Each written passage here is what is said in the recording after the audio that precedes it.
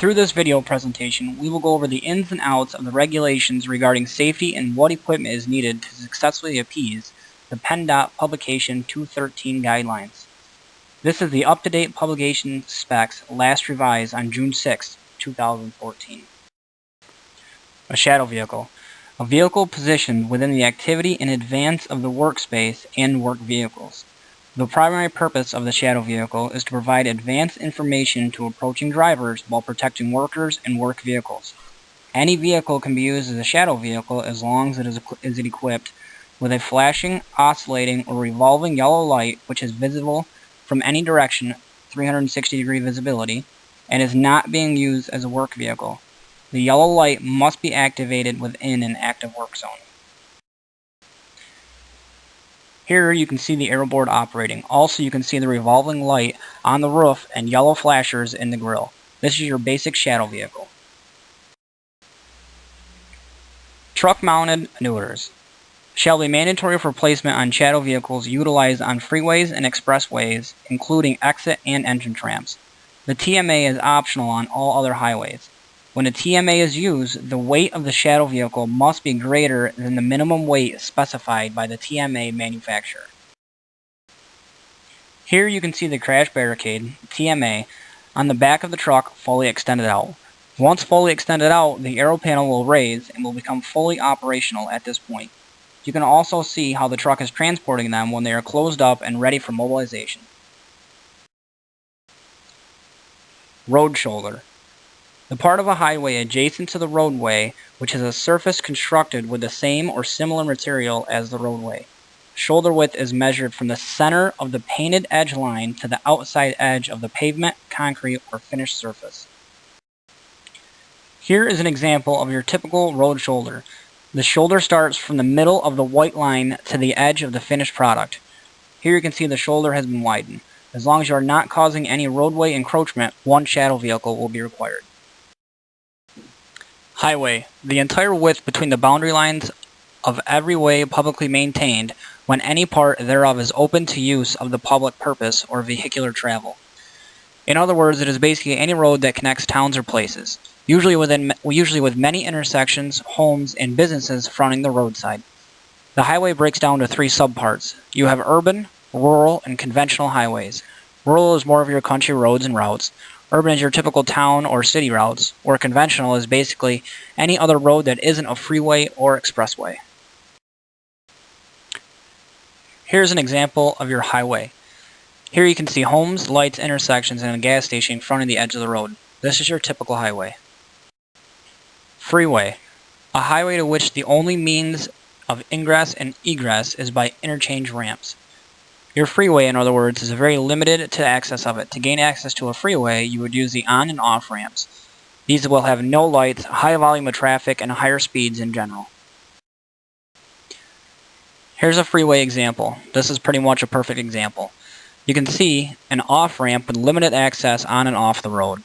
There are large shoulders on the right and small shoulders on the left. Speed will typically be between 55 to 75 miles an hour, and most likely used for fast, long travel with also high volumes of traffic. A divided arterial highway for through traffic with partial control of access and generally with grade separations at major intersections. This is close to a freeway but also called a limited access road. Basically your major intersections could have an on and off ramp, where your small intersections could be used with lights. Also, driveways could access the expressway directly. This is a very good example of an expressway. You can see a mailbox on the left-hand side having direct access to the road. You can also see a passing lane on the right. There are very few places to slow down as not as many homes or businesses or lights to work through compared to a highway. PATA 600 series. Here you can see a chart to determine how far back the TMA shadow needs to be. Everything depends on the speed limit of the road on which you are working. For example, if you're on a highway with a speed limit of 65, the TMA needs to be back 250 feet from the truck. In this example, only one TMA is required. The reason for this is that you have no roadway encroachment happening, meaning that you are not disturbing the traffic lanes. Typically on your right side applications, this setup would suffice. Here you can see a mobile unit causing roadway encroachment. When this happens on freeways or expressways, 2 TMA trucks will be required. The signs are not required to be installed on the trucks. An operation like this should be used only during non-peak hours. Those hours will be determined by the PennDOT district. This operation, regardless of being on the left or right, should be as close to the edge or the shoulder or barricade as possible if sufficient shoulder width is not available.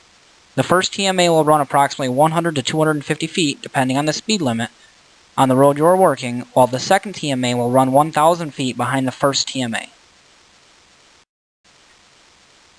The on and off ramps from a freeway or expressway only require 1 TMA. When we are doing these, it will be early morning or later afternoon. This will allow us then to work the freeways and expressways during non-peak hours. Cones and road signs will not be required, as this will not be a stationary operation while spraying the on and off ramps. Short-term stationary operations. No roadway encroachment. Here you can see a short-term stationary operation setup. This is when you are holding steady for no more than 60 seconds at a time on a freeway or expressway. If you are able to get the truck 15 feet away from the white line, you have no need for a TMA. If you are on the shoulder, then a TMA is required to do the work being performed, such as spraying a bridge. Signs are not required. This chart is very similar to the mobile operations one. When you are not going to be able to perform the work with the truck being more than 15 feet away from the white line, then you will need to make sure the TMA is the correct distance depending on the speed limit of the road on which you are working. Using the TMA. Over the next few slides, I will review the TMA and how to use it. The trucks have a very simple control panel and very clean switchboard for very friendly operator use. Here you can see how the truck looks when the TMA is fully closed up and ready for long-haul driving. Typically, you'd use this setup from going from job site to job site while not following a spray truck. You will use this size truck for use on all freeways and expressways. 2 running one after another behind a spray truck will occur and be required from time to time. First of all, make sure the truck is parked and running when you open the TMA up. This is the control box in which you will need to use to run the TMA properly. Each truck is identical in these large TMA trucks. To begin using this truck, flick the toggle switch to the on position. This is highlighted here with a red circle. Once you have powered the console on, you will use the yellow box attached to the console. You use the up button from here. Simply press and hold down the button to allow the TMA to fully open up. Once the TMA is fully opened up and out, the airboard from here will slide up as you continue to hold the button down. Here you can see the TMA starting to lift out of its saddle and extend out from behind the truck. Here's a photo of the TMA truck fully ready to perform. The TMA is extended out fully. You have your airboard lifted all the way up, and from here you use the black switch to perform the correct arrow direction you would require. This switch is on the dash of the TMA trucks. Once you have set the TMA all the way extended and the airboard is up, simply flick this switch to toggle your yellow caution lights and flashers on the truck. There are 2 places that each truck will use. There will be the left arrow direction and the right arrow direction only. We will not be using any other arrow option on the switchboard console. To get the airboard to flash the way you want, simply turn the black knob to the desired direction. To close the TMA, simply hold the black button on the yellow box and it will lower the airboard. From there, you would continue to hold it and it would reel in the TMA back up to its saddle position. At this point, you would simply flick the toggle switch to the off position and then flick the switch on the dash. At this point, you are ready to drive. Be sure to be in park when reeling in the TMA. Mounted on the top of a truck is a solar panel. This solar panel will allow you to turn the truck off when stationary for extended periods of time. Simply turn the truck off and it will automatically draw power from the solar panel. The shadow truck will be used everywhere but freeways and expressways. The next few slides we will go over on how to use and operate a standard shadow truck. To begin using the shadow truck, pull this pin and direct the airboard to face the rear of the truck. Be sure to check and make sure the pin goes back into the hole and the board is secure. The 4 auxiliary switches will power sources for your airboards and lights.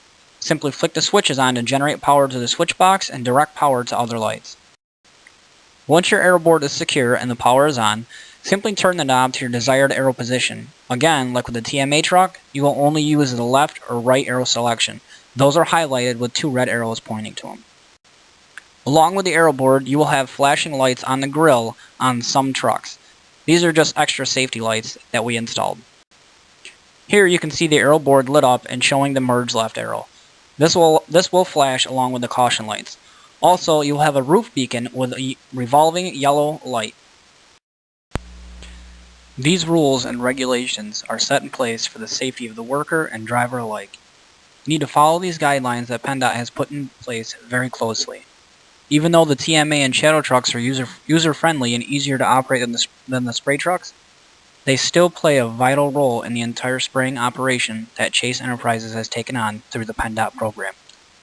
Thank you once again for taking the time to listen and learn about PennDOT, the regulations, and the trucks required to keep this operation safe for the times to come.